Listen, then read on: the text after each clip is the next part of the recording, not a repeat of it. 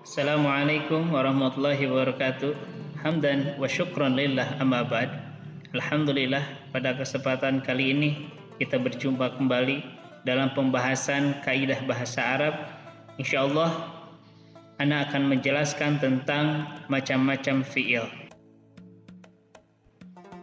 Adapun definisi fi'il adalah kata yang menunjukkan arti pekerjaan atau peristiwa yang terjadi pada suatu masa atau waktu tertentu, lampau, sekarang, dan yang akan datang. Contoh, kata fa'ala artinya telah bekerja, berarti pekerjaan ini telah dilaksanakan pada masa lampau. Contoh lafaz yang kedua yaitu yaf'ulu, artinya sedang atau akan bekerja, berarti pekerjaannya ini sedang dikerjakan atau akan dikerjakan pada masa yang akan datang. Contoh kata yang ketiga uf'ul artinya bekerjalah. Ini merupakan kata perintah. Kata perintah ini merupakan pekerjaan yang akan dilaksanakan pada masa yang akan datang. Oke, selanjutnya pembagian kalimat fi'il berdasarkan pembagian waktu. Adapun fi'il itu terbagi menjadi tiga. Yang pertama fi'il madhi, yang kedua fi'il mudhari, yang ketiga adalah fi'il amr. Berikut penjelasannya. Yang pertama adalah fi'il madhi. Yang dimaksud dengan fi'il madhi adalah kata kerja yang menunjukkan terjadinya suatu pekerjaan atau peristiwa pada waktu lampau. Atau dalam bahasa Inggris disebutnya past tense. Adapun tanda-tanda fi'il madhi antara lain tampak pada huruf asli kata kerjanya dan pada umumnya mengandung suara a. Misalnya, kata kataba artinya telah menulis. Kata qara'a artinya telah membaca.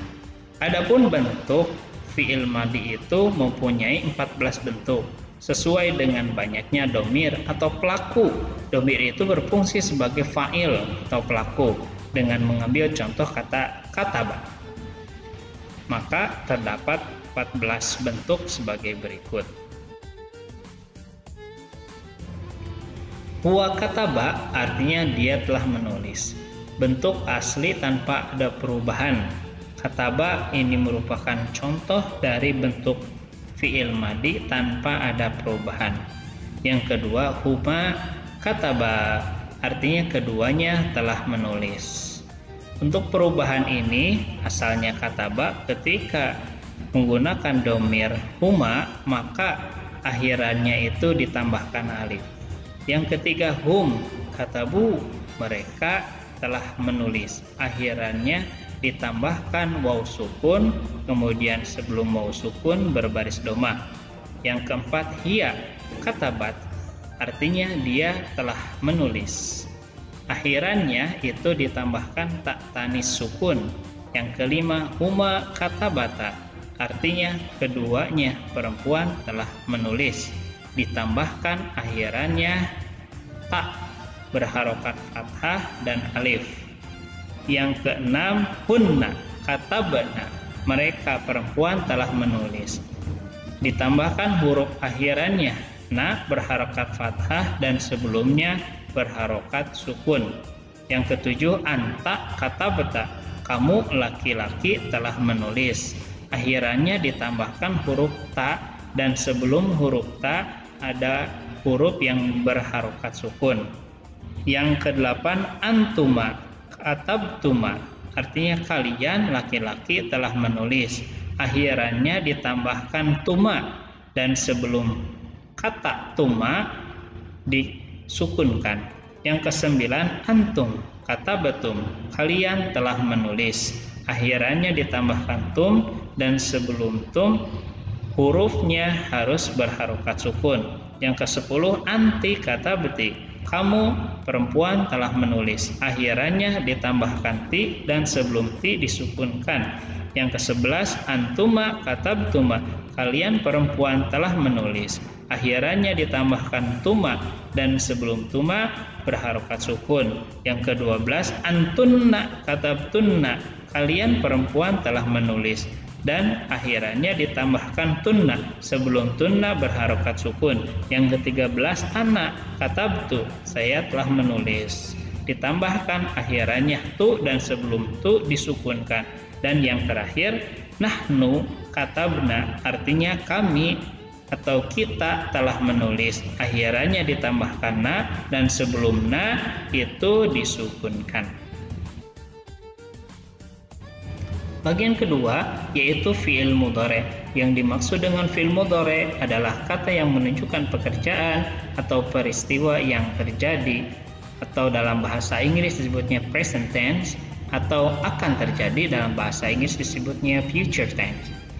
Adapun tanda-tanda fi'il mudhari' yang pertama dapat dimasuki huruf sin dan saufa, yang artinya keduanya artinya akan, tetapi ada perbedaan sedikit mengenai waktu. Sin artinya akannya sekarang dan saufa akannya yang akan dilakukan pada masa yang akan datang. Contoh, saya syahadu, dia akan menyaksikan. Saufa yashhadu akan menyaksikan pada masa yang akan datang. Yang kedua, dapat diawali dengan salah satu di antara 4 huruf, alif, nun, ya, ta, atau kita kenal dengan kata anaitu yang disebut huruf mudhara'ah. Contoh, azhabu, asalnya yadhabu, apabila kita masukkan domir ana, ya-nya diganti menjadi alif jadi azhabu, dan nazhabu asalnya yadhabu, kemudian diganti domir nahnu menjadi nadhabu. Yang ketiga, dapat dimasuki huruf la atau tidak. Contohnya la yadhabu, la yashhadu, la yadribu. Bentuk seperti fi'il madhi, fi'il mudhari juga mempunyai 14 bentuk sesuai dengan domirnya. Contoh, huwa yadribu artinya dia laki-laki sedang atau akan memukul. Ini merupakan bentuk asli fi'il mudhari. Contoh yang kedua, huma yadribani artinya keduanya laki-laki sedang atau akan memukul. Ditambahkan akhirannya alif dan nun berharokat kasroh, dan sebelum akhiran alif dan nun berharokat kasroh maka asalnya kata yadribu harokatnya akhirannya domah berubah menjadi fathah karena ada alif sukun, dan sebelumnya otomatis berubah menjadi harokat fathah. Contoh yang ketiga, huma yadribuna artinya mereka laki-laki sedang atau akan memukul. Akhirannya ditambahkan waw sukun dan nun berharokat fathah, dan sebelum keduanya itu harus berharokat domah. Yang keempat, hiya tadribu artinya dia perempuan sedang atau akan memukul. Maka perubahannya itu di awal, asalnya yadribu kemudian ya-nya diganti menjadi ta.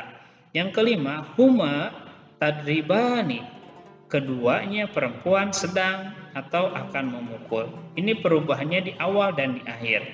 Awalnya asalnya yadribu, kemudian ya-nya diganti menjadi ta, dan akhirannya ditambahkan alif dan nun sukun, dan sebelumnya diganti menjadi harokat fathah. Yang keenam, hunna yadribna artinya mereka perempuan sedang atau akan memukul. Awal dan akhirnya, awalnya ditambahkan ta dan akhirnya ditambahkan nun. Sebelum nun huruf ba-nya berubah menjadi sukun. Yang ketujuh, anta tadribu artinya kamu laki-laki sedang atau akan memukul. Maka perubahannya itu di awal, asalnya yadribu kemudian menjadi ta. Yang kedelapan, antuma tadribani artinya kalian laki-laki sedang atau akan memukul. Perubahannya di awal ta dan di akhir ditambahkan alif dan nun kasroh, dan sebelumnya berharokat fathah. Yang kesembilan, antum tadribuna kalian laki-laki sedang atau akan memukul. Awal perubahannya ya-nya menjadi ta, kemudian akhirannya ditambahkan waw sukun dan nun berharokat fathah, dan sebelumnya berbaris domah. Yang ke-10, anti tadribina kamu perempuan sedang atau akan memukul. Perubahan di awal berubah ya menjadi ta, di akhir ditambahkan ya sukun dan nun berharokat fathah dan sebelumnya berharokat kasroh. Yang ke-11 antuma tadribani, artinya kalian perempuan sedang atau akan memukul. Perubahnya di awal ya menjadi ta dan di akhir ditambahkan alif nun berkasroh dan sebelumnya berharokat fathah. Yang ke-12 antunna tadribna, artinya kalian perempuan sedang atau akan memukul.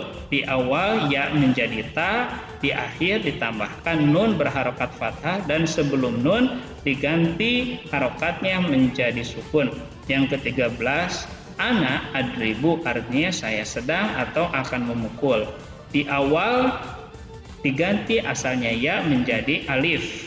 Yang ke-14 nahnu nadribu, kami atau kita sedang atau akan memukul.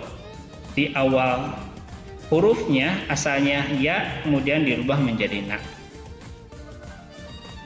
Bagian ketiga yaitu fi'il amr. Yang dimaksud dengan fi'il amr adalah kata kerja yang menunjukkan perintah atau imperatif untuk melaksanakan pekerjaan. Tanda-tanda fi'il amr biasanya diawali dengan huruf alif dan huruf akhir berharokat sukun. Contoh uktub, artinya tulislah.